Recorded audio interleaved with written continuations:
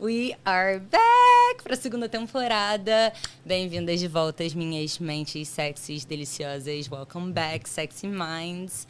Eu tô muito feliz de estar podendo compartilhar esse espaço de troca e crescimento e evolução e autoconhecimento com vocês. Eu sinto que o podcast substituiu bastante a minha prática de journaling, porque eu compartilho muitos dos meus pensamentos e dos meus aprendizados e insights e experiências aqui com vocês. E a troca que eu tenho de volta me permite me ajudando muito nesse processo de evolução, assim como o journal sempre foi na minha vida, mas enfim, compartilhando que eu sou muito grata por essa comunidade de mentes sexys que estão 100% em busca de evolução profissional, pessoal, autoconhecimento, autodesenvolvimento e autoconfiança. Sabe quando você sempre fez uma coisa e ela deu certo e aí do nada ela começa a não dar certo? Isso acontece muito comigo às vezes no trabalho. E aí você começa a questionar todas as coisas que acontecem na sua vida e o seu valor e a sua competência. Tem como a gente mudar a nossa mentalidade para se tirar dessas situações. E o episódio de hoje é um pouquinho sobre isso. Antes de começar o episódio, eu só queria dar um agradecimento super especial ao Hotel Ribalta. Ele é o patrocinador oficial dessa temporada do Sexy Minds. E se vocês não conhecem, ele é um hotel irado que fica aqui no Rio de Janeiro. Além da localização ser ótima e conseguir ir para todos os lugares maravilhosos do Rio, ele também, dentro do hotel, tem vários espaços interessantes. Tem espaço de coworking, tem espaço de bar, o almoço e jantar daqui é maravilhoso, os quartos são super legais. Tem um hotel, uma parte de rooftop que você consegue fazer eventos, enfim, só viver esse espaço de convivência. Então, eu indico fortemente para todas as pessoas que estiverem vindo no Rio de Janeiro virem para cá, para o Hotel Ribalta. E talvez vocês me vejam aqui porque eu tô aqui bastante. Se não é gravando podcast, é convivendo por aqui. Ou se não é fazendo reuniões com a equipe da Macai. A gente sempre vem usar os espaços daqui do hotel, que são muito bons para ter essa estrutura que às vezes umas reuniões mais elaboradas precisam. Então, fica a dica para as minhas mentes sexys. Indo ao que interessa. Eu sinto que desde que eu iniciei esse meu processo de autoconhecimento, eu não sei se vocês têm essa clareza de quando que foi. Eu já li um livro que ele chama isso de despertar da consciência. Tipo, uma vez que você abre uma janelinha da sua vida e você não consegue voltar atrás, porque você entende coisas de você, você entende coisas da vida, você entende coisas das coisas que você fala, putz, eu não posso mais. Eu não sabia que eu vivia assim, mas agora que eu sei, eu não posso mais viver assim. Ou você pode, mas passa a ser uma escolha. E aí eu tava falando com uma amiga e a gente tava se ligando à quantidade de pessoas que vivem nesses polos de consciência e inconsciência. E eu sinto que esse processo do despertar, de você deixar de ser inconsciente e passar a ser consciente, a partir do momento que você é consciente, você tem essa escolha de o que você vai fazer com a sua vida. As pessoas que estão inconscientes, elas passam muito mais uma vida culpando as pessoas pelas coisas que acontecem na vida dela mesma, sendo sempre absorvido por problemas, porque você não consegue ver soluções, você fica com a sua emoção tão envolvida dentro daquela situação que acaba te nublando em relação aos fatos, em relação à racionalidade que você poderia ter para resolver alguma dessas situações. A pessoa inconsciente acaba usando desculpa para postergar todas as coisas desafiadoras na vida dela. Então, eu começo a dieta amanhã. Eu não consegui começar a dieta porque tá tudo muito caro. Eu não vou na academia porque eu tô com muito trabalho. Ou, sei lá, falei duas coisas muito específicas, mas que eu vejo que pessoas que querem começar um negócio, começar um projeto, começar a criar conteúdo para a internet, começar a fazer coisas que te exigem botar nesse nível de desconforto, se você não sabe o que é esse sentimento que é provocado dentro de você quando você se bota nessas situações desconfortáveis, sinto que você só tá um pouco inconsciente dentro desse mundo, sabe? Andando por aqui achando que as coisas da vida acontecem com você, não pra você. Conforme a gente vai buscando por esse conhecimento, buscando por esse autoconhecimento, você vai entendendo um pouco mais das coisas, como as coisas são, e entendendo que essas coisas, esses desafios que acabam sendo colocados na sua vida são muito mais coisas para te provocar e te transformar e te evoluir e fazer você passar de nível na vida, do que coisas que são feitas para te humilhar, te frustrar, te deixar ansioso, te deixar incapaz. Então, a gente consegue observar muito esses dois tipos de pessoas muito diferentes, assim, na minha vida, agora já tendo passado por essa trajetória de autoconhecimento de quase 7 anos, e eu vou te falar exatamente por que eu sei que esse foi... Eu tenho essa clareza dos 7 anos, eu sei exatamente qual foi o momento na minha vida que me deu essa virada de chave, me deu essa provocada de eu querer ir atrás de mais autoconhecimento, querer me conhecer melhor, querer entender mais por que eu fazia as coisas da forma que eu fazia versus me manter inconsciente em... Por que eu sempre estava dando desculpa para começar as coisas? Por que eu sempre estava frustrada com os outros, com as coisas que aconteciam na minha vida? E por que eu sentia que eu não tinha, no final das contas, controle sobre a minha vida? Então, quando eu tinha 22 anos, eu estava... Primeiro contexto. Eu sempre fui uma pessoa vivona, assim. Eu sempre gostei muito de experiências, eu sempre gostei de conhecer coisas novas, de me aventurar, de me provocar. E eu me achava uma pessoa muito... que me desafiava muito por eu ser uma pessoa corajosa, por eu ser uma pessoa ousada. Que depois de um tempo eu fui descobrir mais que eu era impulsiva do que corajosa, mas depois a gente pode voltar nesse ponto. Mas o meu ponto era que, por mais que eu fizesse todas essas coisas que me, entre aspas, desafiavam, eu sentia que a minha vida estava muito fora do meu controle, sabe? Eu sentia que eu não conseguia muito entender como é que eu repetitivamente me colocava nas mesmas situações. Por exemplo, como é que eu acabava...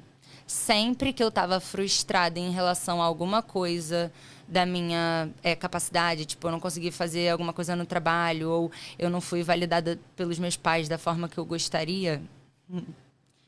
Vergonha e segredo, mas eu vou compartilhar com vocês. Eu sempre ia buscar algum ficante para me suprir dessa necessidade de validação. E por mais que eu me sentisse muito vazia depois dessa experiência, porque eu entendi depois que não era isso que me supriria de fato, não era ser validada por uma coisa que talvez não fosse tão desafiadora quanto fazer essas coisas que realmente estavam me desafiando, eu estava, na verdade, fugindo dos meus reais desafios que iam provocar alguma evolução, algum contato com alguma emoção, alguma coisa que eu precisava trabalhar na minha vida e indo em direção de coisas que estão dentro da minha zona de conforto de alguma forma. Então, eu fiquei alguns anos, assim, repetindo, me vendo repetir ciclos que eram muito automáticos quase, e sabendo que eu estava fugindo de responsabilidades, sabendo que eu não estava conseguindo evoluir com várias coisas na minha vida. E aí chegou o momento ápice, assim, que eu sinto que foi... Estavam acontecendo duas coisas em paralelo. No meu campo profissional, eu estava passando pela Macai e por um momento de muitos desafios. Eu lembro que foi uma época que a Ju quis fazer intercâmbio e eu escolhi ficar aqui na Macai e continuar com a marca. E isso estava me desafiando muito porque eu achei que eu não conseguiria continuar a marca sem a Ju. Então estava provocando a minha incompetência e esse desconhecido que eu ia passar a enfrentar depois dessa, entre aspas, saída, pausa da minha irmã. E, em paralelo, eu tava com um dos meus primeiros namorados, que ele era o famoso bad boy. Tipo, eu sempre tive isso de querer enquadrar umas pessoas, levar homens como um leve desafio, assim, por eu ser uma pessoa que sempre fui muito people pleaser, uma pessoa que gostava de agradar as pessoas. Eu gosto de que as pessoas gostem de mim, então homem era sempre um desafio pessoal. Entre aspas, fácil, ok? Porque não é tão difícil quanto empreender e não é tão difícil quanto se relacionar com a sua família, pra mim, pelo menos. Então era a minha zona de conforto ali em relação a onde eu gostava de me desafiar até determinado nível.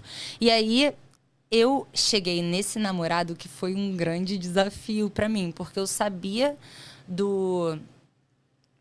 Eu não quero falar potencial destrutivo dele, mas, tipo assim, o quanto que eu poderia me prejudicar dentro dessa situação, me arriscando aí com uma pessoa que todas as minhas amigas me alertavam. As red flags estavam todas lá, eu só escolhi abraçar esse desafio. E eu tava passando por essa situação e eu tava passando me desafiando e empreendendo sozinha. E aí, de um momento para o outro, aconteceu uma coisa nesse relacionamento que ele não me quis mais. Irmão, quando eu lidei com esse nível de rejeição de uma pessoa que por muito tempo eu consegui enquadrar, manejar, tipo, foi um lugar que eu de alguma forma estava sendo muito validada, eu deixei de ser validada. E no lugar da empresa começou também a acontecer esses movimentos de eu ter que lidar com uma nova carga de responsabilidade, eu ter que lidar com coisas que antes eu não tinha que pegar, áreas, atividades da Ju que eu não tinha que pegar. Eu não tinha mais ninguém para dividir as minhas tomadas de decisão. Eu passei a assumir muitos riscos sozinha. Eu cheguei no meu grande... Eu não sei se foi um burnout, mas foi um lugar de tipo assim, eu preciso de ajuda. Eu preciso de alguém para conversar sobre os meus BOs que só dentro da minha cabeça não tá dando vazão. E aí eu fui atrás da terapia.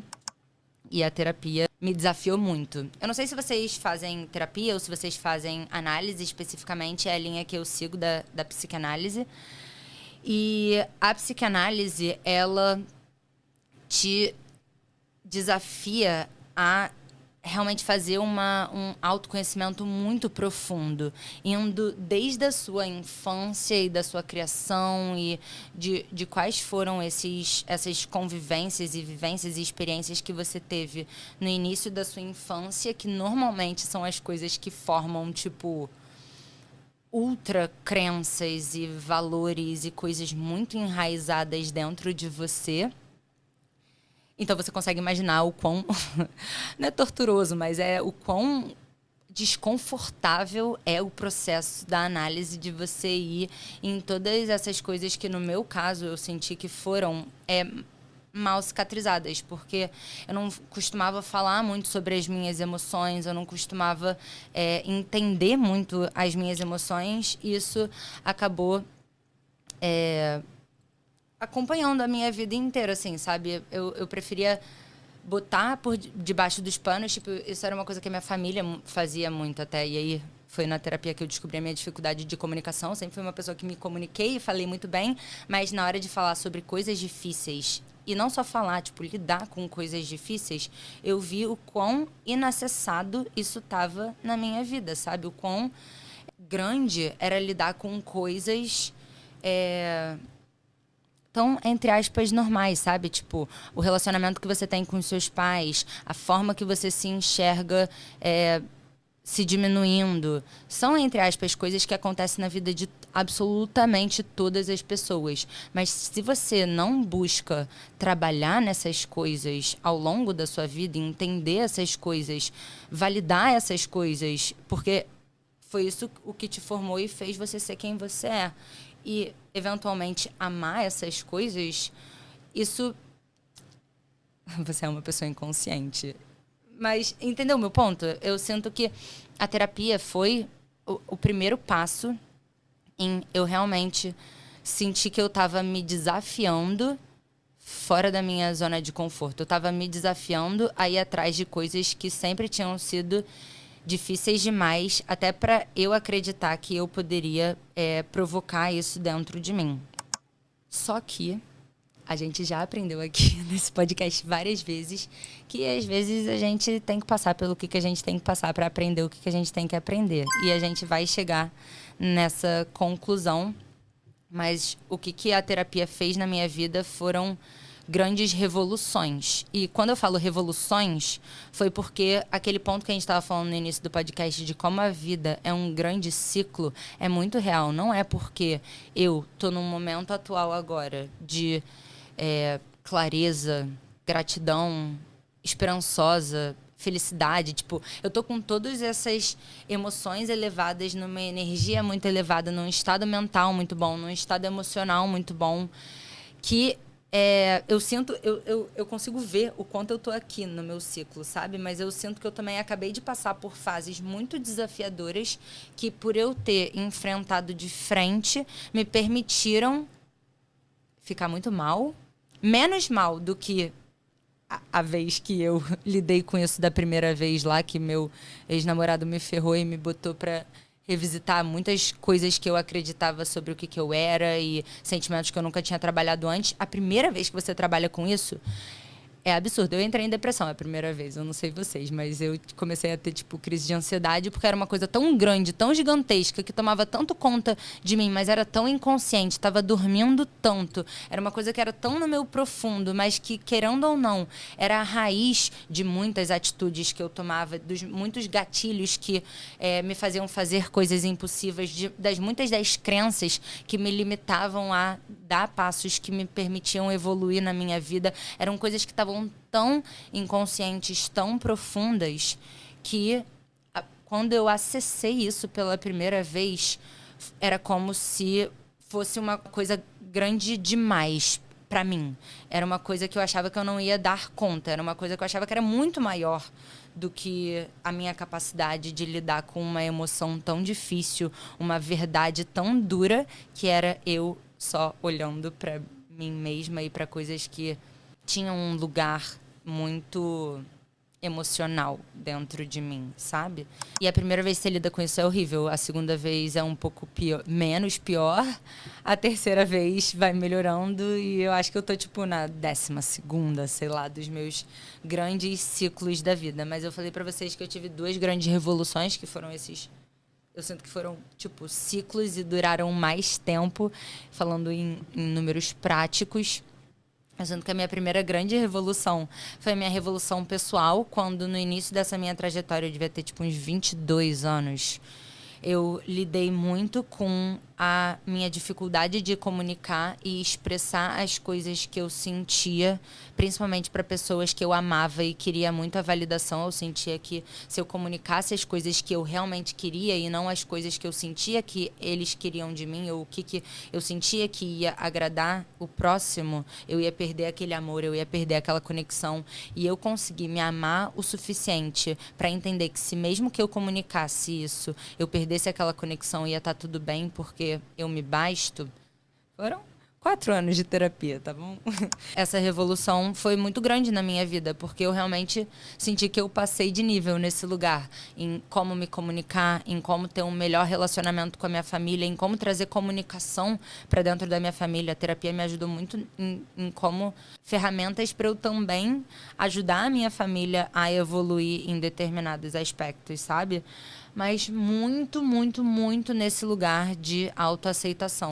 Então, essa primeira vez que eu olhei para dentro, e eu lembro o quanto meu psicólogo falava de que eu tinha que ser mais generosa comigo, da mesma forma que eu era com as pessoas, e que eu tinha essa empatia muito grande pelo que as pessoas queriam, eu também devia praticar isso interno, sabe? Eu devia me desculpar pelas coisas que eu ainda não era, ou que eu nunca seria, e passar a olhar com um pouco mais de amor essa Carol, que era muito única, que era muito ela, e que só precisava acreditar um pouco mais nela. Então, essa foi a minha primeira revolução, então, revolução pessoal. E eu sinto que esse momento que eu falei que eu tô da high é porque eu venho passando, mas eu passei muito por uma revolução no trabalho. Eu empreendo há 10 anos e eu acho que na trajetória empreendedora, assim, você passa por muitas transformações, porque é um processo de autoconhecimento pessoal, mas muito conhecimento profissional também, que vão andando no paralelo. E quanto mais você amadurece como pessoa, você vê o reflexo disso dentro da sua empresa. Então, ao longo de da minha trajetória de autoconhecimento, eu senti que tudo que eu ia evoluindo como pessoa, aprendendo a me comunicar, aprendendo a acreditar mais em mim, aprendendo a realmente ter melhores relacionamentos, foi sendo constantemente aplicado na minha trajetória empreendedora, seja na forma vulnerável que eu me comunico com a minha comunidade, seja na forma confiante que eu me posiciono nas redes, em qualquer comunicação que eu faço, porque eu senti que eu estava muito mais alinhada comigo E isso acabava refletindo muito na forma única que eu fazia o meu trabalho também, sabe? Eu passei a olhar tanto para fora e a partir do momento que eu consegui olhar para dentro, conseguiu aflorar várias potências minhas, obviamente, no trabalho também. Mas a minha revolução, segunda revolução, que eu sinto que foi muito em relação ao trabalho, acho que exigiu muito autoconhecimento, de novo, e autoconfiança para eu. Síndrome da impostora. Foi muito difícil para mim superar essa. Putz, grila, se tem uma parada que na minha trajetória empreendedora eu tive que lidar por eu estar constantemente lidando com a minha incapacidade de fazer alguma coisa, por a gente estar sempre tendo que fazer novas coisas, tendo que fazer novas atividades, expandindo uma loja física, contratando uma nova pessoa, automatizando uma ferramenta. Cara, sei lá, são tantas coisas que a gente vai, tipo, não sei, aprende a fazer. Porque você tem que fazer, tipo, ninguém vai te ensinar. Não é, a gente não consegue ter todo o dinheiro do mundo só para contratar todos os talentos e competências e conhecimentos que a gente gostaria de ter dentro de casa. Então, muitas vezes a gente se pega vendo coisas que a gente fez durante a nossa trajetória toda e que sempre deram certo, não dando mais. E aí? Tudo que você era e que te consideraram que você era muito boa em marketing, que você era uma super empreendedora e que você vendia absurdo e que você era uma super líder e no back você tá, tipo, passando por várias dificuldades, vários, entre aspas, fracassos, várias coisas que estão comprovando pra você que você é incompetente, você se sente a maior impostora do mundo, né? Então eu passei muitas vezes por esse processo dentro da Macai. Passei por um aumento de carga muito grande, porque por mais que a gente venha fazendo novas contratações e automatizando mais processos, eu sinto que a carga... Sinto informar quem está na trajetória achando que isso vai melhorar daqui a um tempo. Óbvio que melhora e você vai ficando melhor em fazer coisas e vai tendo pessoas embaixo de você.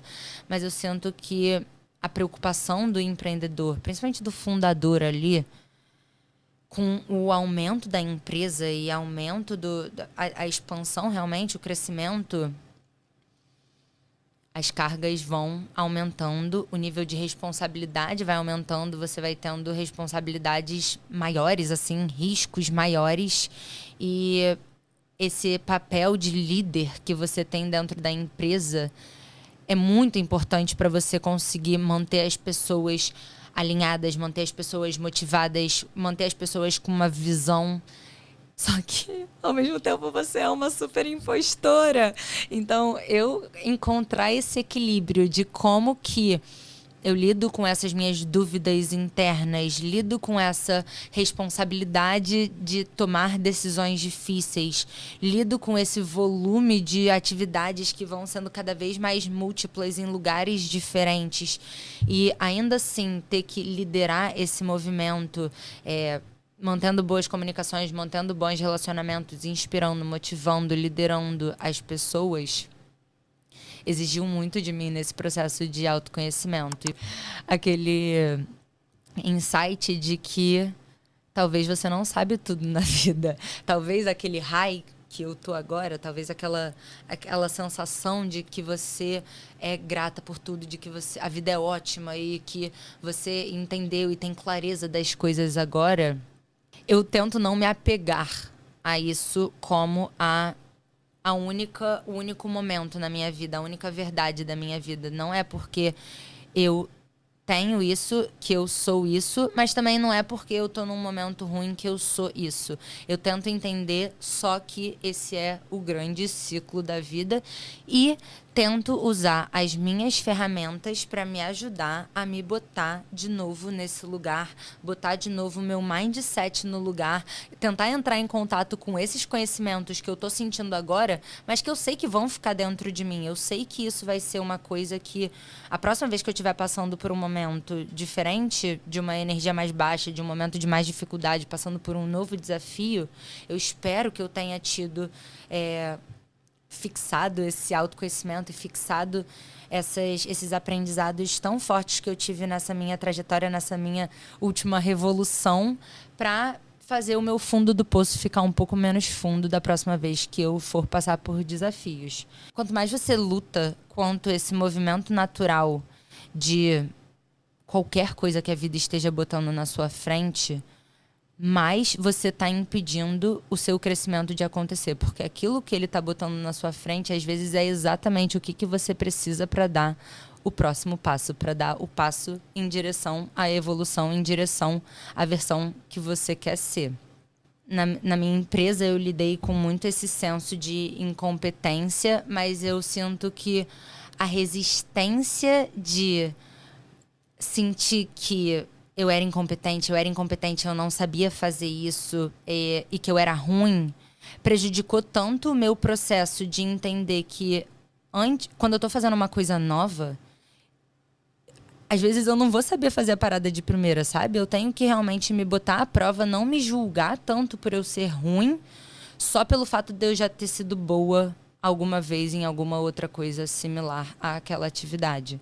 Eu ter que lidar com a minha sobrecarga da quantidade de novas atividades e novas responsabilidades foi muito importante para eu, às vezes, entender que realmente a trajetória empreendedora te exige num nível de autorresponsabilidade muito grande e que não é eu fugindo dessas responsabilidades ou o medo de eu tomar uma decisão errada que vai afetar alguma coisa na minha história. É muito mais sobre eu ter a coragem de tomar uma decisão baseada no que eu acredito e no que eu acho que é o certo e fazer tudo para aquela decisão que eu tomei ser a decisão certa. E se não for, tá tudo bem. Vai ser só mais uma coisa que eu aprendi. Tomara que eu não falhe a empresa nesse processo, mas, assim, eu acho que lutar contra esses movimentos é só você atrasar um processo natural que inevitavelmente tem que acontecer para você tirar o que você tiver que tirar de aprendizado daquela situação e superar, sabe? Move on. Desapegar um pouco desse posto, desse pedestal que as pessoas te botam, mas você se bota, sabe? Então, essa sensação de você ser um eterno discípulo da vida, eu acho que facilita um pouco esse peso que a gente bota no aprendizado dos processos. Mas eu não venho só com história, eu venho com solução e dica prática, né? Porque eu acho que eu escutei um cara esses dias falando que ao invés de eu te falar o quão ruim é você julgar, ser resistente, ser apegado, ter um mindset pequeno e ficar preso dentro desse processo de autossabotagem e não autoamor, eu posso só te falar o que eu faço e o que me ajuda, entendeu? Então, é exatamente isso que eu vou fazer agora. Obviamente não vai ser o processo inteiro, mas vão ser algumas ferramentas que vão começar a talvez provocar movimentos dentro de você para você dar passos aí nessa sua trajetória de autoconhecimento. Então, coisas que me ajudam muito todas as vezes que eu tô num momento, principalmente nesses momentos onde eu tô sentindo que a vida tá um pouco fora do meu controle, eu não tô entendendo muito bem quem eu sou, o que eu quero, eu tô perdida de mim um pouco, de uma forma que eu já estive mais em contato com, eu vou atrás de coisas que me fazem sentir mais essa garota. Aquela garota que eu sei que é uma versão melhor do que essa que eu tô sentindo agora. Então, coisas que me ajudam muito é espiritualidade. Eu não me sinto uma pessoa religiosa, mas eu me sinto uma pessoa muito espiritualizada. Então, a minha espiritualidade, a minha maior espiritualidade é a natureza. Eu me botar em contato com a natureza me bota muito em contato comigo. Me faz entender o quão conectada eu tô com o todo. E isso me ajuda muito a voltar a entrar um pouco mais em conexão comigo. Livro, principalmente livro que tá, às vezes, trabalhando em cima de uma pauta que você sente que você gostaria de desenvolver naquele momento da sua vida. Livro é quase como se fosse uma conversa com o seu cérebro, porque o esforço que você vai fazer para ler aquelas informações, entender o que aquelas palavras estão falando e absorver aquele conhecimento, você teve que fazer tantos processos dentro do seu cérebro que é você desenvolvendo, de certa forma, um relacionamento com você. Você com você aprendendo ali alguma coisa. Só do fato de você estar aprendendo alguma coisa nova, alguma coisa difícil, fazendo essas conexões dentro do seu cérebro, movimentando essa energia aí, mas principalmente aprendendo alguma coisa nova, já estimula um senso de autoconfiança, autoindividualidade e você entendendo, mais uma vez, o que você gosta, o que você não gosta, o que faz sentido pra você, o que não faz sentido pra você. Porque mesmo que você pegue um livro, leia e odeie, é mais uma coisa que você entendeu sobre você, sabe? Conversas, então, desenvolver realmente esses seus pensamentos. Porque muitas vezes, quando essa conversa fica só dentro do seu cérebro, você só está fazendo uma coisa que é muito automático, é muito a sua zona de conforto. O seu cérebro, ele sempre, é natureza isso, científica. O seu cérebro sempre vai tentar te proteger. E por ele estar tentando te proteger, às vezes ele não vai deixar você acessar de forma desconfortável coisas que você precisa acessar, simplesmente por você não ter que passar por aquele desconforto. Você se provocar conversando sobre coisas que, por mais que sejam desafiadoras com você, principalmente você estando em um espaço seguro, em uma conversa onde a pessoa vai muito menos fazer julgamentos e muito mais fazer provocações para te ajudar a desenvolver aquilo de um espaço seguro, é uma outra forma que eu adoro me tirar desse lugar, porque eu sinto que quanto mais você vai falando sobre os seus pensamentos, os seus sentimentos, além de evoluir aquelas ideias com outras novas ideias e outros novos pensamentos, você também tira aqueles pensamentos de um lugar com tanta emoção, um lugar só com emoção, que é o nosso cérebro. Mas assim, se puder, obviamente, terapia. Terapia é o que é o espaço seguro com uma pessoa profissional especializada em fazer essas provocações de uma forma construtiva para te ajudar a ter essas viradas de chave, para ter esse desenvolvimento, principalmente pessoal. Outra coisa que me ajuda muito, e assim, essa pode ser um pouco de terapia de choque, mas se você é dessa vibe, eu não conseguiria expressar o quanto você deveria fazer isso, ou pelo menos se desafiar a fazer isso, que é fazer alguma coisa difícil. Todas as vezes que eu tô em um estado meio deprê, meio ansiosa, meio duvidando de mim, mas eu faço uma coisa que eu não quero fazer, e eu considero isso difícil, e da mais pequena até a maior. Tipo, se eu tô deprê, e aí você vê que coisas da sua vida vai passando a ficar em aberto, a louça vai ficando por fazer, você nunca mais foi pra academia, você tem 1000 coisas na sua to-do list, o armário que era pra você arrumar nunca foi, as roupas que eram pra lavar. Desde lavar a minha louça inteira, sair do sofá, tive um surto de coragem e falar, vou lavar minha louça. Tipo, só esse pequeno movimento de você fazer uma coisa que você não quer estimula dentro do seu cérebro literalmente hormônios de felicidade. E esse hormônio de felicidade, quando ele é provocado, se você permitir entrar em contato com esse impulso que o seu cérebro vai te dar, fazendo uma outra coisa difícil, e uma outra coisa difícil, e uma outra coisa difícil, você vai ficar cada vez mais confiante de que você consegue fazer coisas difíceis. Então, vocês já ouviram do método do gelo, da banheira de gelo? Muitas pessoas usam isso como recuperação muscular, usam isso como estética, usam isso para várias coisas. Mas tem esse cara chamado Wim Hof, que ele fala... ele tem essa respiração que ele faz para você passar por esse processo inteiro, mas principalmente ele fala sobre tenacidade cerebral, que é como que a gente faz o nosso cérebro basicamente ficar mais forte.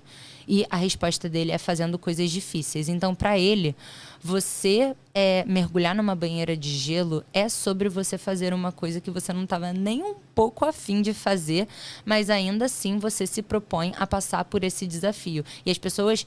Vocês já viram, é hábito de bilionário, né? Já sabem que todos os empresários bem-sucedidos do universo, todas as pessoas que querem se provocar e tá sempre nesse lugar de conseguir fazer coisas cada vez mais fodas, se provocam a fazer constantemente coisas difíceis. E ele fala que se você faz isso logo pela manhã, se você faz essa banheira de gelo ou bota a sua cara na bacia de gelo logo pela manhã, você está estimulando o seu cérebro, você está engatilhando o seu cérebro a entender que todas as outras atitudes no seu dia também são possíveis. Se você faz isso por um período na sua vida, o seu cérebro, o seu corpo, a sua mente, as suas células, você entende que você é capaz de fazer coisas difíceis.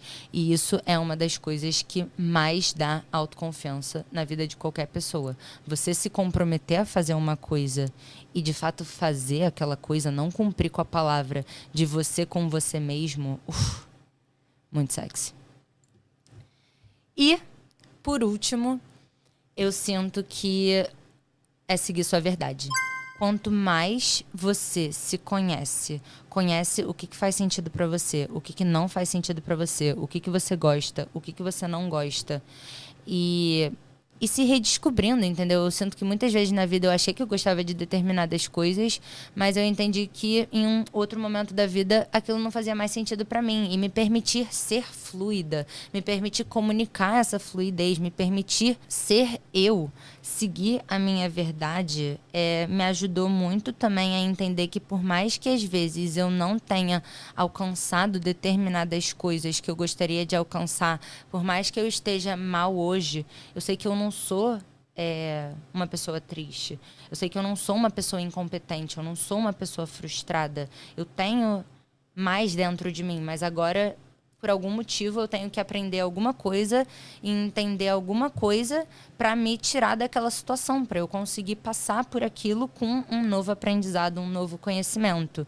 E se eu entendo que eu tô seguindo a minha verdade e eu confio que é meu, tá no meu campo de visão, vai acontecer e eu só tô construindo para aquilo, eu sinto que o meu coração fica um pouco mais confortado de eu estar passando por coisas difíceis, porque eu sei que já life is gonna be my fucking bitch again. Tô zoando, mas já eu vou conseguir me tirar daquela situação, continuar evoluindo e continuar crescendo e continuar passando por coisas que me fazem sentir mais eu, me fazem sentir mais confiantes, mais capazes de passar por novas coisas difíceis. Então, essa frase não é minha, mas eu gostei muito, que fala: a sua evolução não é leve, mas ela é sua. Abraça a sua trajetória e a sua vida, porque ela é a única que você tem. E se você ficar sempre tentando se comparar a trajetória dos outros versus prestar atenção nas suas coisas e entender que aquilo só faz parte do seu, abraça e continua, porque você tá no caminho certo. Eu espero que vocês tenham escutado bem a sua irmã mais velha e anotado algumas coisas aí pra você se tirar dos BOs que você pode estar passando na sua vida, mas eu tenho certeza que, se não é agora, você tá no processo, mas contanto que você continue em movimento, continue buscando por essas ferramentas, por esse conhecimento, por esse autoconhecimento e por esse autoamor, a gente vai estar sempre conseguindo desenvolver uma mente cada vez mais sexy, mais forte. Então deixa um comentário aqui, só dando um oi, falando hey sexy, bem-vindas de volta, e a gente tem muito mais coisa pra trocar aí nessa segunda temporada. Eu vejo vocês no próximo.